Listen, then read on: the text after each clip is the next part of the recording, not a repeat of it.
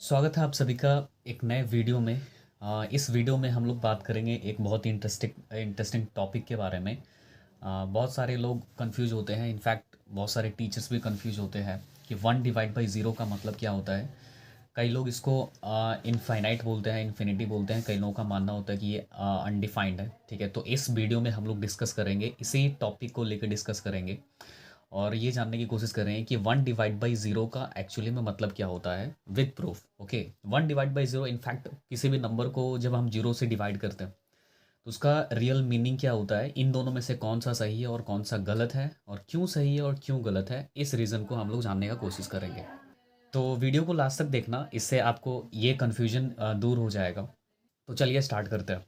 Okay, तो इसको समझने से पहले मैं आपसे एक सवाल करूंगा। जैसे जैसे हम लोगों ने बहुत सारे क्वेश्चंस को सॉल्व किया है। जैसे बहुत सारे फ्रैक्शन, जैसे कुछ फ्रैक्शंस ऐसे लिखे होते हैं, जैसे सपोज 12 को अगर 3 से डिवाइड करना है तो हम लोग इसको फट से डिवाइड कर देते हैं कि इसका जो आंसर है वो 4 आने वाला है। ठीक है, आप एक सेकेंड के लिए एज्यूम कर लो कि आपको 12 को 3 से डिवाइड करना नहीं आता है। ठीक है, मुझे मालूम है आपको 12 को 3 से डिवाइड करना आता है, लेकिन मैं फिर भी बोल रहा हूँ कि आपको मान लो कि जैसे 12 को आपको 3 से डिवाइड करना नहीं आता है। ठीक है, तो अगर हमारे को 12 को 3 से डिवाइड करना नहीं आता है, लेकिन जब हम 12 को 3 से डिवाइड करवाएंगे तो कुछ ना कुछ तो रिजल्ट ज़रूर आएगा।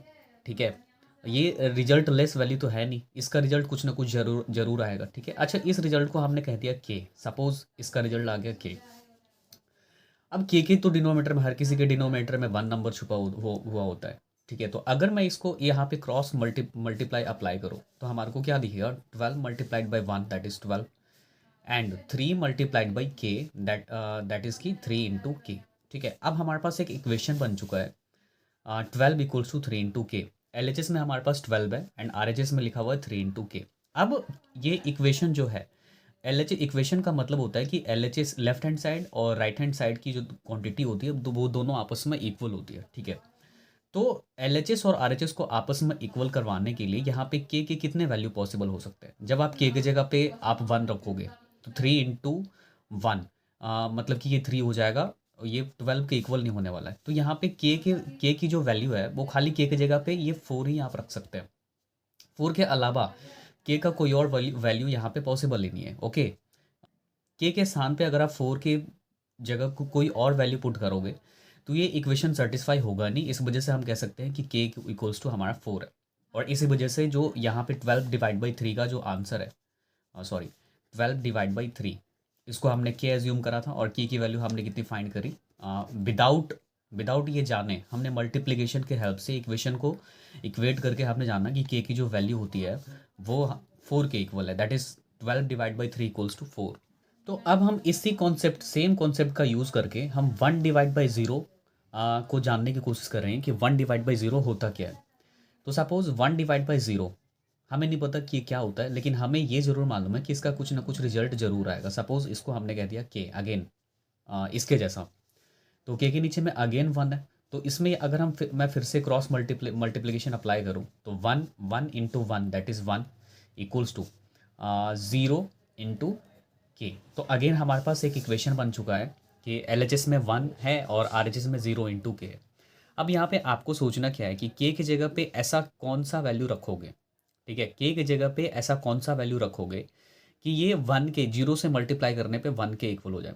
तो इस दुनिया में ऐसा कोई भी वैल्यू नहीं है जिसको के की जगह, जिसको मल्टीप्लाई करने पे, 0 से मल्टीप्लाई करने पे ये 1 के इक्वल हो जाएगा। मतलब कि यहाँ पे जो के है ना, आप प्रिडिक्ट ही नहीं कर सकते। यहाँ पे के जो है वो अनडिफाइंड है। क्यों? क्योंकि 0 मल्टीप्लाइड बाई एनी नंबर, ठीक है, मल्टीप्लाइड बाई एनी नंबर, ये तो हो जाता है 0।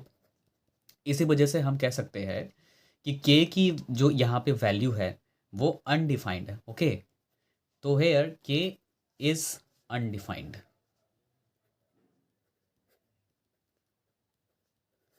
ठीक है, क्योंकि इस दुनिया में कोई ऐसा नंबर पॉसिबल ही नहीं है जिसको 0 से मल्टीप्लाई करने पे ये 1 के इक्वल हो जाए। ठीक है, इस रीजन से हम कह सकते हैं कि जो के है वो यहाँ पे अनडिफाइंड है। तो इससे हमने ये कंक्लूजन निकाला कि 1/0 ये इन्फिनिटी नहीं होता है। जो इसको इन्फिनिटी बोलते हैं वो गलत बोलते हैं, वो पाप कर रहे हैं। और के की जो 1/0 की जो एक्चुअल वैल्यू है वो अनडिफाइंड है। ठीक है, इसी वजह से क्वेश्चन में, हर किसी क्वेश्चन के नीचे में लिखा होता है कि डिनोमिनेटर जीरो के इक्वल नहीं होता कभी भी। ठीक है, अगर वो जीरो के इक्वल है दैट इज़ वो क्वेश्चन ही अनडिफाइंड है। ओके, तो हमेशा इस बात को याद रखना। ठीक है, 1/0 is not infinite, not infinity. 1/0 is undefined. Okay, I hope ये छोटा सा वीडियो आपको इंटरेस्टिंग लगा होगा और आपका ये कन्फ्यूजन दूर हो गया होगा कि 1/0 का एक्चुअली मतलब क्या होता है। और अगर आपको ये पसंद आ रहा है तो सब्सक्राइब कर दो चैनल, और शेयर कर दीजिए अपने दोस्तों के साथ ताकि उनका भी कन्फ्यूजन दूर हो जाए। And once again thanks for watching.